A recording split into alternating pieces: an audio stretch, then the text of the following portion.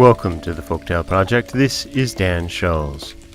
This week, we're visiting Russia for 3 tales, and the first of which is,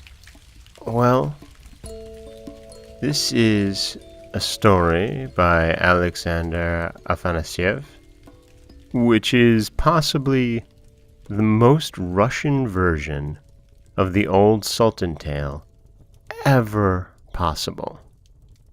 And if you're unfamiliar with the tale of Old Sultan, well, you're in for something special. This is The Bear, the Dog, and the Cat. There once lived a peasant who had a good dog, and as the dog grew old it left off barking and guarding the yard and the storehouses. Its master would no longer nourish it, so the dog went into the wood and lay under a tree to die. Then a bear came up and asked him, "Hello, dog. Why are you lying here?" "I have come to die of hunger. You see how unjust people are. As long as you have any strength, they feed you and give you drink, but when your strength dies away and you become old, they drive you from the courtyard." "Well, dog, would you like something to eat?" "I certainly should." "Well, come with me. I will feed you." So they went on. On the way, a foal met them. "Look at me," said the bear, and he began to claw the ground with his paws. "Dog, oh dog!" "What do you want?" "Look, are my eyes beautiful?" "Yes, bear, they are beautiful." So the bear began clawing at the ground more savagely still. "Dog, oh dog, is my hair disheveled?" "It is disheveled, bear." "Dog, oh dog, is my tail raised?" "Yes, it is raised." Then the bear laid hold of the foal by the tail, and the foal fell to the ground. The bear tore her to pieces and said, "Well, dog, eat as much as you will, and when everything is in order, come and see me." So the dog lived by himself and had no cares. And when he had eaten all and was again hungry, he ran to the bear.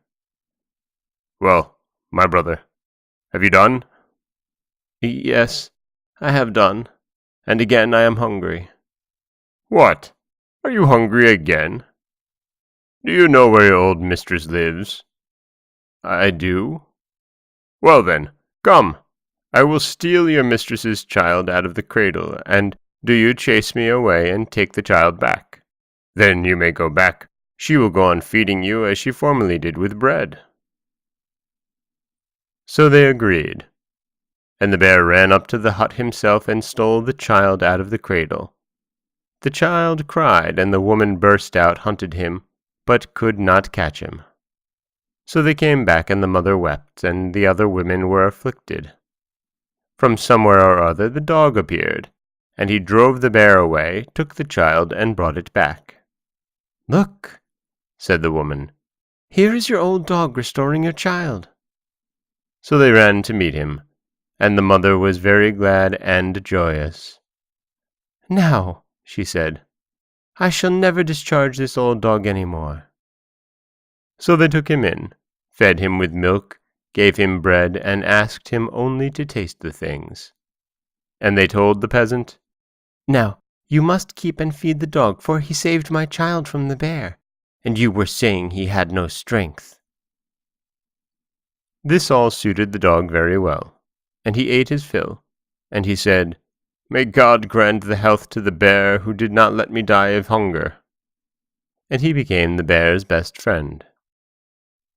Once, there was an evening party given at the peasant's house.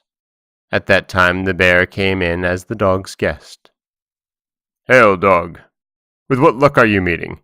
Is it bread you are eating?" "Praise be to God," answered the dog. "It is no mere living, it is but a week. And what are you doing?" "Let us go into the Ibza. The masters have gone out for a walk and will not see what you are doing. You can come in, and go and hide under the stove as fast as you can. I will await you there and will recall you." Very well. And so they went into the izba. The dog saw that his master's guests had drunk too much, and made ready to receive his friend. The bear drank up one glass, then another, then broke it. The guests began singing songs, and the bear wanted to chime in, but the dog persuaded him. Do not sing. It would only do harm. But it was no good, for he could not keep the bear silent, and he began singing his song. Then the guests heard the noise, laid hold of a stick, and began to beat him. He burst out and ran away, and just got away with his life.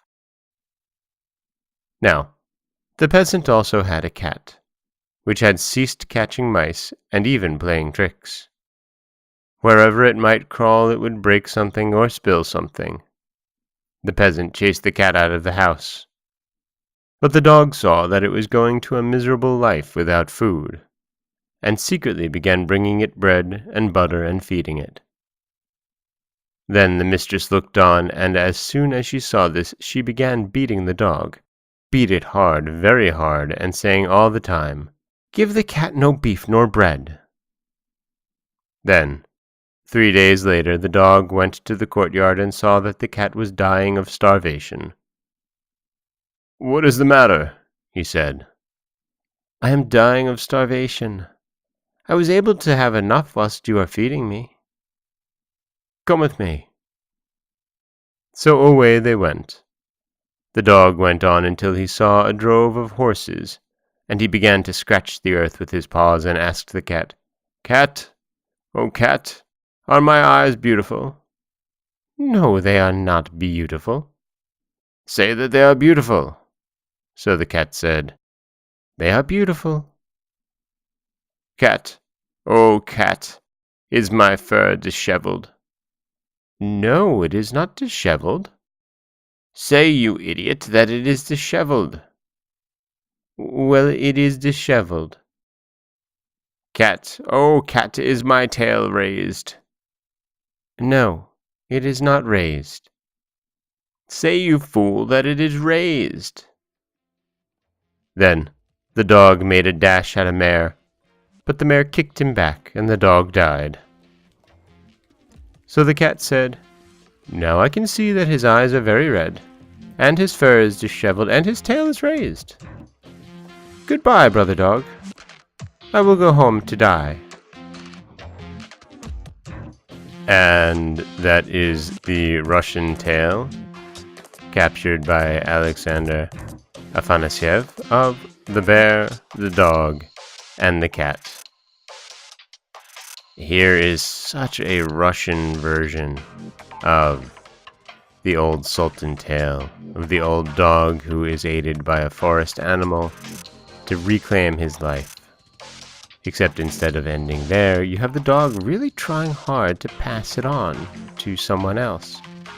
Of course, in this case, that someone else is a cat, and cats are, well, cattish about things.